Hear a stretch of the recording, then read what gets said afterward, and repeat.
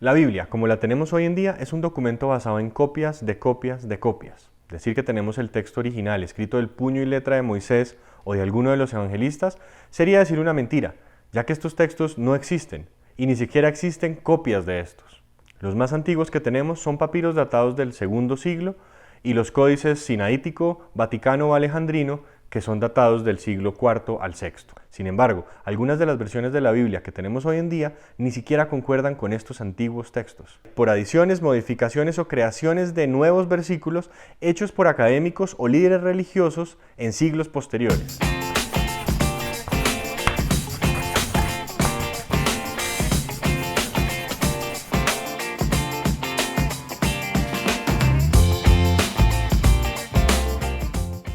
Era de esperarse que a través de los años y de cientos de escribas, palabras, versículos y hasta capítulos completos se agregaran o modificaran en el Sagrado Libro. Seguramente como un error de traducción o para tratar de reforzar una idea o doctrina. Este libro está lleno de misterios, secretos y uno que otro versículo agregado, los cuales veremos hoy. Es importante aclarar que las adiciones que se han hecho a la Biblia no están en todas las versiones o traducciones, así que en cada una pondremos si es una versión general o en qué versión se puede encontrar. Pero este género no sale sino con oración y ayuno. Mateo 17, 21, Reina Valera. La historia que narra cómo Jesús saca un demonio de un joven después de que sus discípulos no lo lograran, se narra en los 3 evangelios sinópticos con grandes parecidos entre ellos.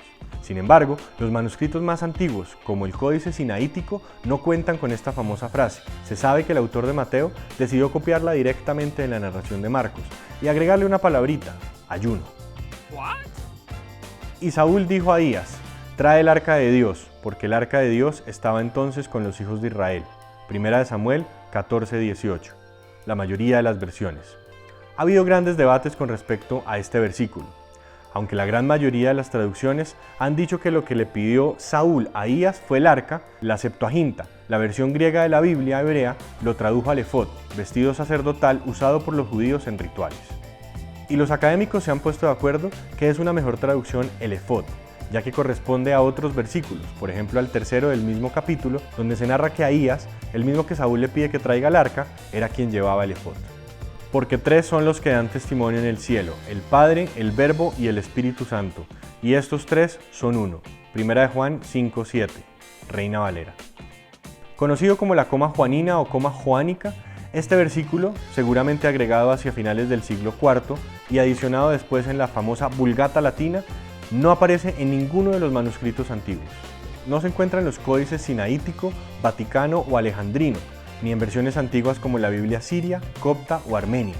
Es el único versículo en la Biblia que identifica y justifica la Trinidad, y sin embargo, padres de la Iglesia, como Orígenes, Tertuliano o el propio San Agustín, no contaban con este versículo, ya que no existía.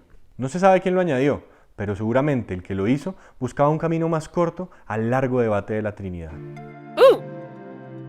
Porque un ángel descendía de tiempo en tiempo al estanque y agitaba el agua, y el que primero descendía al estanque después del movimiento del agua quedaba sano de cualquier enfermedad que tuviese. Juan 5:4, Reina Valera.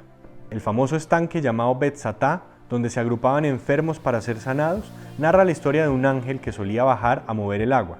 El primero que entrara quedaba sano. Pero esta historia no se encuentra en manuscritos antiguos. Su primera aparición se hace en el Textus Receptus del siglo XVI, de quien la Reina Valera se inspiraría. Y les dijo, cuando oréis, decid, Padre nuestro que estás en los cielos, santificado sea tu nombre, venga tu reino, hágase tu voluntad como en el cielo, así también en la tierra. Lucas 11:2, Reina Valera. La oración que Jesús le enseña a sus discípulos y que algunas denominaciones cristianas como el catolicismo rezan con frecuencia, tiene una adición interesante en el Evangelio de Lucas. Veamos una comparación del mismo versículo de la Reina Valera con la Nueva Versión Internacional. Y les dijo, cuando oréis, decid, Padre nuestro que estás en los cielos, santificado sea tu nombre, venga tu reino, hágase tu voluntad como en el cielo, así también en la tierra. Lucas 11:2, Reina Valera. Él les dijo, cuando oren, digan, Padre, santificado sea tu nombre, venga tu reino, danos cada día nuestro pan cotidiano.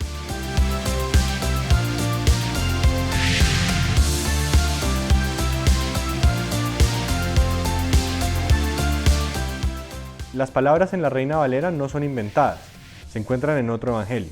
por lo que podemos deducir que quien decidió agregar estas palabras a Lucas las copió directamente de Mateo, adicionando palabras a un evangelio que originalmente no las tenía.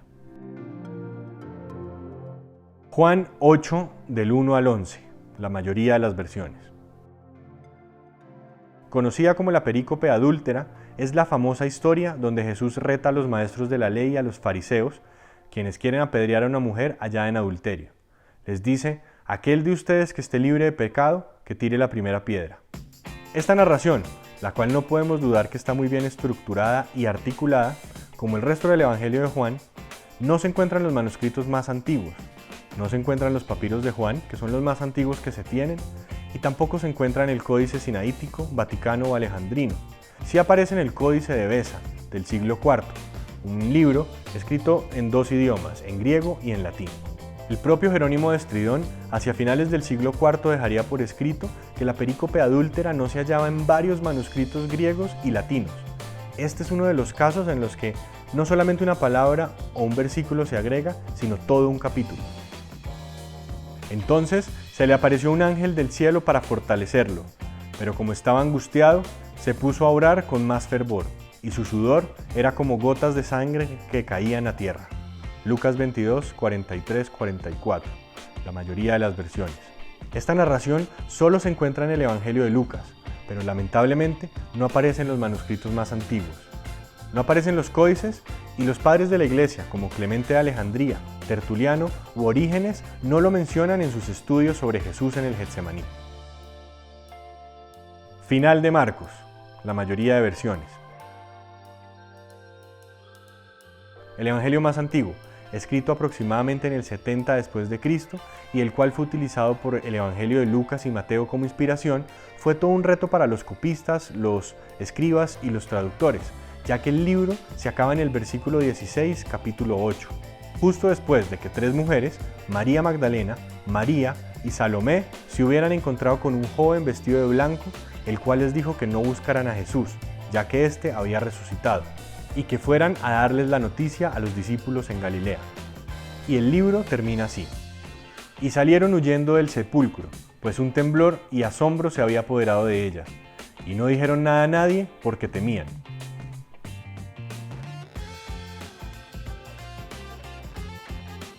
Muchos años más tarde aparecerían nuevos finales para Marcos, 4 en total, en los cuales las mujeres sí cumplirían la misión que les fue asignada, en la que debían ir a Galilea a avisarle a los discípulos.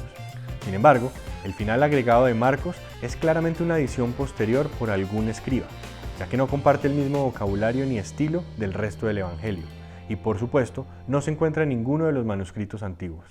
Por años, la Biblia ha sido editada, modificada y transformada al gusto de copistas y escribas, que han decidido qué agregar, quitar o dejar en las diferentes versiones de esta. Algunas traducciones, como las inspiradas por el Textus Receptus, muestran una mayor cantidad de adiciones. No se sabe por qué lo harían ni en qué momento, pero son muestra clara de que la Biblia del primer siglo no es la misma de hoy, y ha sido tarea de las diferentes denominaciones cristianas decidir qué versículos quitar, agregar o dejar, y es por eso que hoy tenemos tanta variedad en las versiones. Escríbanos en los comentarios cuál es la versión preferida para ustedes, porque al final las adiciones en la Biblia también fueron escritas a mano.